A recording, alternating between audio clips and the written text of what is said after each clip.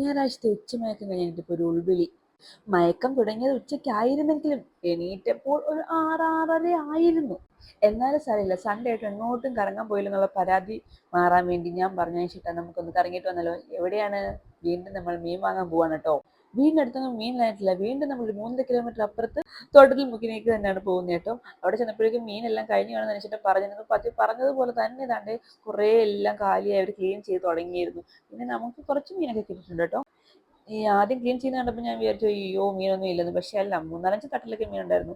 അപ്പം ഞാൻ കുറച്ച് മീനും വാങ്ങി, പിന്നെ കുറച്ച് കക്കയും വാങ്ങി, കുറച്ച് കൊഞ്ചും വാങ്ങി. വാങ്ങിയ മീനും കക്കയും കൊഞ്ചൊക്കെ ഞാൻ പിന്നെ കാണിക്കാം കേട്ടോ. അങ്ങനെ മീനെല്ലാം വാങ്ങി വീട്ടിലേക്ക് പോകാൻ ഇറങ്ങി എൻ്റെ മനസ്സിന് അയച്ചിട്ട് പറയാം, നമുക്ക് ഓച്ചിറ വഴി കറങ്ങി പോകാന്ന്. ഇവിടുന്ന് ഓച്ചിറയ്ക്ക് പിന്നെ 4.5 കിലോമീറ്റർ ഉണ്ടേ. അങ്ങനെ കറങ്ങി തിരിഞ്ഞ് പോയതാണ്. ദാ നിൽക്കുന്ന ഒരു കടത്തിണ്ണയിൽ ഭയങ്കര മഴ. എന്ത് ചെയ്യാൻ, വെറുതെ ഇങ്ങനെ നിൽക്കുക. പ്ലാനിങ്ങിന്റെ സ്റ്റാർട്ടിങ് എൻ്റെ ആയിരുന്നെങ്കിലും എൻഡിങ് അനീഷേട്ടൻ്റെ ആയതുകൊണ്ട് എനിക്ക് തെറിവിളി ഒന്നും കേട്ടില്ല കേട്ടോ. പ്ലാനിങ്ങിന്റെ സ്റ്റാർട്ടിങ് എൻ്റെ ആണെങ്കിലും എൻഡിങ് അനീഷേട്ടൻ്റെ ആയിരുന്നു. ആ ഒരൊറ്റ കാര്യം കൊണ്ട് എൻ്റെ അച്ഛൻ തുമ്മിയില്ല. അങ്ങനെയൊക്കെ മഴയൊക്കെ കുറച്ച് തോന്നുമ്പോഴേക്ക് നമ്മൾ ഇറങ്ങി. പിന്നെ അടുത്തൊരു മെഡിക്കൽ ഷോപ്പിൽ പോകണമായിരുന്നു. അങ്ങനെ അനീഷേട്ടൻ അങ്ങോട്ട് കയറിയത്തക്കത്തിന് വീണ്ടും ഞങ്ങൾ കുറച്ച് വീഡിയോ എടുത്തു. ഈ മഴയാണെങ്കിൽ അടാറ് ബ്ലോക്ക് ആയിരുന്നു കേട്ടോ.